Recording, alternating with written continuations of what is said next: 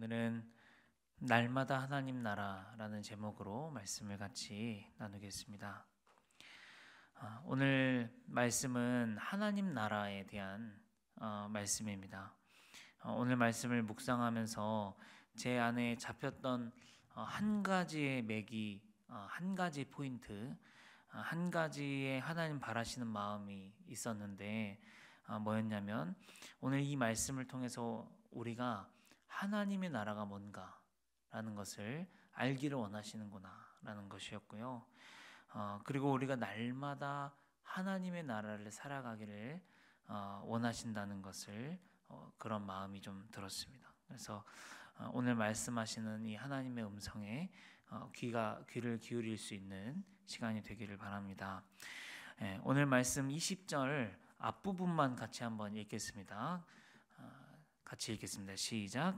바리새인들이 하나님의 나라가 어느 때에 임하나이까 묻거늘. 여기까지. 첫 번째는 바리새인들이 하나님의 나라가 어느 때에 임하나이까 물었던 이유가 뭘까 하는 걸 좀 나누기를 원합니다. 왜 바리새인들은 이 하나님의 나라가 어느 때에 임하냐고 물었을까요? 시대적인 배경을 생각해 보아야 하겠습니다. 첫 번째는 뭐냐면요, 세례 요한과 예수님의 천국 선포 때문입니다. 말씀을 같이 읽을게요. 시작. 그때에 세례 요한이 이르러 유대 광야에서 전파하여 말하되 회개하라 천국이 가까이 왔느니라 하였으니. 또 마태복음에 시작. 이때부터 예수께서 비로소 전파하여 이르시되 회개하라 천국이 가까이 왔느니라 하시더라. 그렇죠? 처음엔 요한이 와가지고 천국이 가까이 왔다고 말을 하더니 그 뒤에 또 예수님이 오셔가지고 또 천국이 가까이 왔다고 이야기를 한 거예요. 여기서 이 천국이라는 이 단어의 원어가 해석하면 하나님의 나라랑 똑같은 단어예요.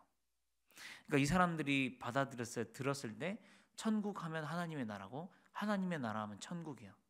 근데 그게 지금 가까이 왔다고 예수님도 말하고 세례 요한도 말을 하더라는 거죠. 그러니까 이제 궁금한 거죠. 바리새인들이 드디어 천국이 오려나? 드디어 하나님의 나라가 오려나? 드디어 메시아가 오려나? 이게 궁금한 거예요. 그래서 그때가 언제 임하냐? 그렇게 물어보는 거죠. 예수님한테. 자, 그런가 하면 또 두 번째, 바리새인들이 천국이 언제 임하는지 궁금했던 이유 두 번째는 뭐냐면 메시아 대망 사상 때문입니다. 이들은 하나님께서 이 땅에 보내주실 메시아를 엄청 기다렸다고 그랬잖아요. 다윗의 혈통에서 나오는 메시아를 기다렸어요. 왜냐하면 구약 성경에 보면요, 예수님 오시기 전에 한참 전에 구약 성경에 보면 이사야 11장, 에스겔 37장, 시편 17편, 18편에서 뭐라고 이야기하냐면 다윗의 혈통에서 이 땅에 메시아가 다스릴 메시아가 올 것이다. 그거가 예언이 되어 있었기 때문에. 그래서 그 메시아가 오면 자기들을 이 로마의 압제로부터 구원해서 새로운 하나님의 나라, 다윗의 그 나라를 우리를 세워주고 인도해 갈 것이다라는 그 메시아 대망 사상이 있었어요. 그러니까 이제 세례 요한도 그렇고 예수님도 그렇고 그때가 지금 막 가까이 왔다고 이야기를 하는 것처럼 그들한테 들렸던 거죠. 그래서 그러면 그때가 언제냐 정말 궁금합니다. 그렇게 지금 그래서 물어보는 것입니다. 자, 그에 대한 예수님의 대답을 이제 한번 보겠습니다. 뭐라고 이야기를 하시냐면 읽어보겠습니다. 시작. 하나님의 나라는 볼 수 있게 임하는 것이 아니다. 이 무슨 말이냐면 이 말은 너희가 생각하는 그런 하나님의 나라가 아니다는 거죠. 로마로부터 구원하는 새로운 어떤 다윗의 시대를 열어주는 방식으로서의 하나님의 나라로 임하는 것이 아니다는 것입니다. 여러분, 우리가 바라는 하나님의 나라가 있을 수 있죠. 하나님의 나라가 나한테 임하면 뭔가 내 삶의 속에서의 뭔가 형통함, 뭔가 부귀를 뭔가 잘 풀리는 것들을 원할 수 있죠. 여러분, 그런데 하나님의 나라는 그렇게 임하는 것이 아니다. 그런 다윗의 시대를 열어주는 방식으로 임하는 게 아니다는 거죠. 두 번째 뭐라고 또 이야기를 하시냐 읽어보겠습니다. 시작. 여기 있다 저기 있다고도 못한다. 이 말은 하나님의 나라가 어떤 특정한 장소에만 국한적으로 임하는 방식이 또 아니다는 거죠. 그럼 당시에 사람들의 눈에는 어떤 생각이 있었냐면 하나님의 나라가 눈에 보이도록 가시적으로 임한다고 생각했어요. 그러니까 로마면 로마가 있잖아요. 나라가, 국가가. 영국이면 영국, 미국이면 미국, 일본이면 일본. 자기들의 영토가 있고 장소가 있어요. 특정한. 마치 하나님의 나라가 그렇게 임할 거라고 생각한 거죠. 어떤 특정한 곳에 눈에 보이는 곳에 나라로서 존재하게 될 거다. 그런 인식이 있었어요. 그래서 여기 있다고도 저기 있다고도 못한다. 그런 나라가 아니다. 그렇게 이야기하는 거죠. 자, 그러면 이제 뭐라고 하시냐 읽겠습니다. 시작. 하나님의 나라는 너희 안에 있다는 것이죠. 여러분 또 이 의미가 두 가지로 또 해석을 할 수가 있어요. 너희 안에 within you라고 하는 너희 안에 우리 내면이에요. 우리 안에요. 안에. 그런데 너희 가운데 among you라고 있습니다. 너희 가운데 이 두 가지로 해석을 할 수 있는데요. 첫 번째 너희 안에 있다는 말 그 말대로 우리 내면 안에 있다는 거 하나님의 나라가 우리 이게 좀 익숙하시죠? 우리 성도님들은. 예, 맞는 것 같아요. 예, 맞는 것 같아요. 자, 그런데요, 사실 예수님이 이 말씀에서 이야기한 하나님의 나라가 너희 안에 있다는 말은 사실 그 뜻이 아니고 among you, 너희 가운데 있다 그런 뜻이거든요. 그러니까 무슨 말이냐면 너희 안에 있는 지금 그 하나님의 나라는 바로 너희 중에 지금 서 있는 나, 예수님, 내가 하나님의 나라다는 거예요. 그거 이야기를 하고 계시는 겁니다. 여러분 이것이 문맥적으로 해석할 때 훨씬 타당하고요. 많은 학자들이 지지하고 있는 견해입니다. 왜냐하면 지금 예수님께서 누구에게 이 말씀을 하시는 거예요? 바리새인이잖아요. 바리새인들 어떤 사람들인지 아시죠? 예수님이 바리새인들을 향해서 뭐라고 이야기했는지 아시죠? 독사의 자식, 회칠한 무덤, 외식하는 자, 맹인, 위선자, 속은 탐욕과 방탕으로 가득한 자들, 하나님의 나라를 사람들 앞에서 닫는 자들. 또 요한복음에 보니까 이런 표현이 있어요. 뭐라 그러냐면 8장 44절에 너희의 아비는 마귀다 그래요. 예수님이 바리새인들한테요. 여러분 그런 문맥을 고려했을 때 갑자기 바리새인들에게 너희 안에 하나님의 나라가 있다는 건 말이 안 되죠. 말이 안 돼요. 그러니까 among you, 너희 가운데 지금 사람들과 바리새인들 그 가운데 계시는 예수님을 보면서 예수님 자신이 하나님의 나라가 여기 있다. 이미 임했다. 이렇게 이야기를 하셨다는 것이죠. 여러분 그래서 우리가 기억해야 되는 건 뭐냐면 예수님이 하나님의 나라라는 것입니다. 여러분 하나님은 하나님의 나라를 예수님에게 담아서 이 땅에 보내주셨어요. 그래서 우리는 그분을 믿기만 하면 우리 안에 이미 하나님의 나라가 임하는 것입니다.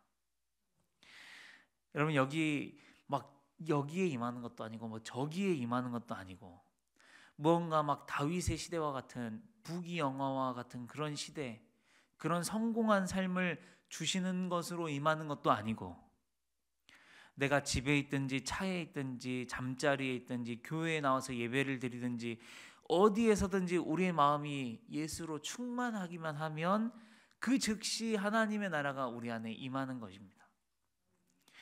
그래서 아까 저희가 불렀던 찬송가 가사가 여러분 잘 기억해 보시면요. 할렐루야 찬양하세. 그 다음에 뭐요? 내 모든 죄 사함받고. 그 다음에가 주 예수와 동행하니 그 어디나 하늘나라. 그렇게 이야기를 하는 것이죠. 주 예수와 동행하는 곳은 그곳이 어디든 하늘나라다. 하나님의 나라가 임하는 것이죠. 여러분 예수님이 하나님의 나라라는 사실을 기억할 수 있기를 바랍니다. 자, 그런데 오늘 말씀 22절부터 37절까지는 이제 버거운 이야기를 해요. 예수님이. 그러니까 어떤 사람은 위에서 말씀했던 것처럼 그 어디나 하늘나라를 살아가는 사람이 있다는 거예요. 뭐 집에 있든지 직장에 있든지 잠자리에 누웠든지 볼일을 보든지 차 안에 있든지 길을 걸어가든지 찬송을 하고 하늘과 나무를 보며 하나님을 느끼면서 예수로 충만해서 어디든지 자기가 있는 곳이 하늘나라임을 만끽하는 사람이 있는데, 반면에 그렇게 살지 못하는 사람이 많다. 그 이야기를 훨씬 더 길게 하십니다. 그 이유가 뭘까요? 오늘 말씀 26절부터 30절을 읽어보겠습니다. 시작. 노아의 때에 된 것과 같이 인자의 때에도 그러하리라. 노아가 방주에 들어가던 날까지 사람들이 먹고 마시고 장가들고 시집가더니 홍수가 나서 그들을 다 멸망시켰으며, 또 롯의 때와 같으리니 사람들이 먹고 마시고 사고 팔고 심고 집을 짓더니 롯이 소돔에서 나가던 날에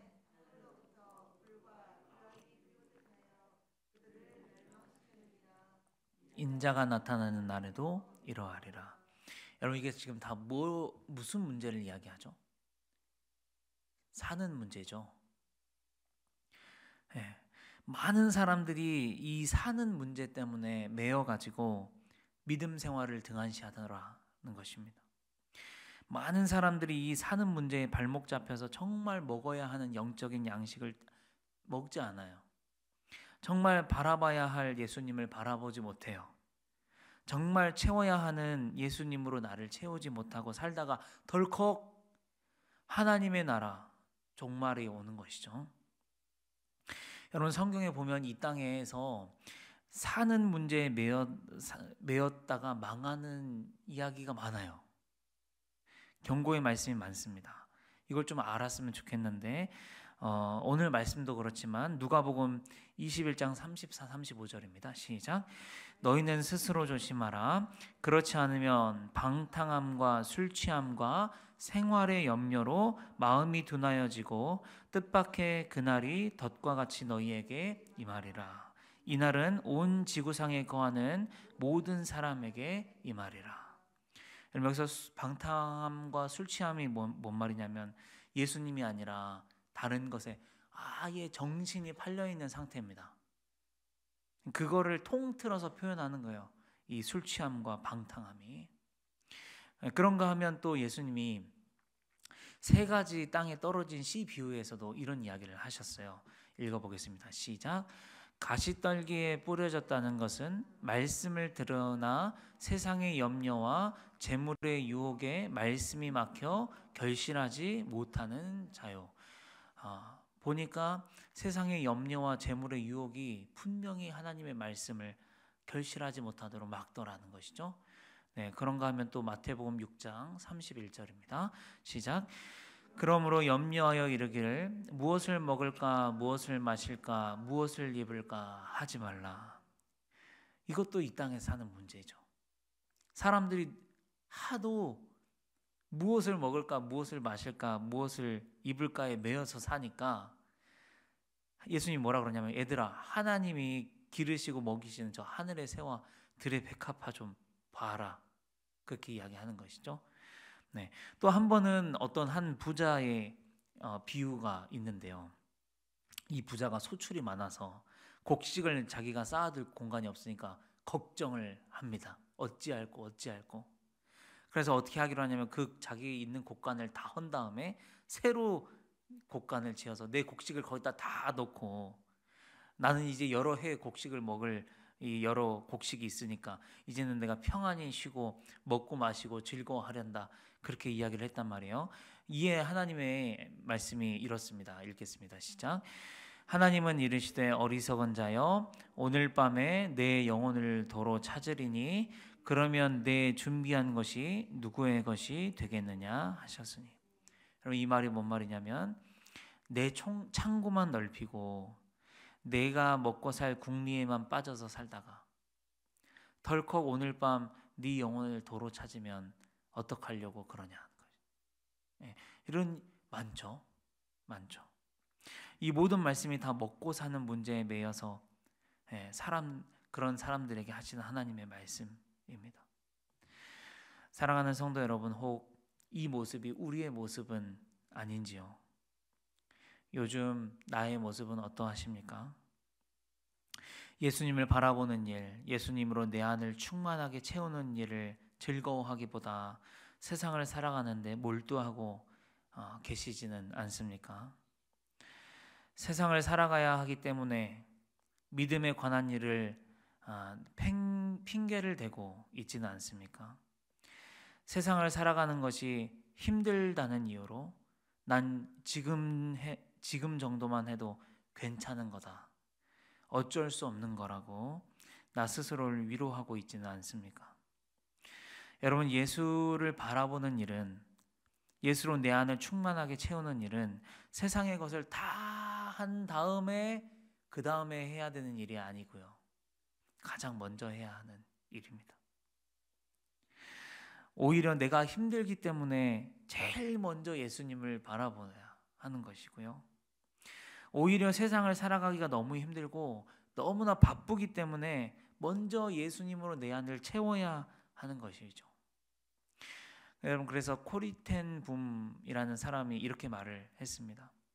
바빠서 기도하지 못하는 것이 아니라 기도하지 않기 때문에 바쁜 것이다.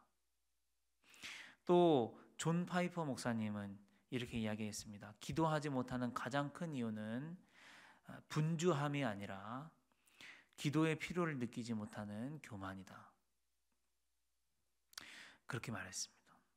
여러분, 그리고 오늘 말씀 마지막은 우리에게 이렇게 경고를 하고 있습니다. 같이 읽겠습니다.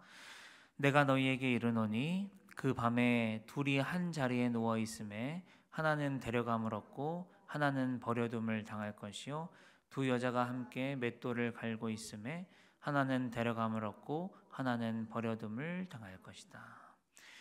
여러분, 세상에 매여서 세상 발목에 잡혀서 예수님을 바라보는 일을 뒷전으로 하고 예수님으로 내 안을 채우는 일을 뒷전으로 살아가다 보면 여러분, 이 날이 호련히 우리한테 임하는 것이죠.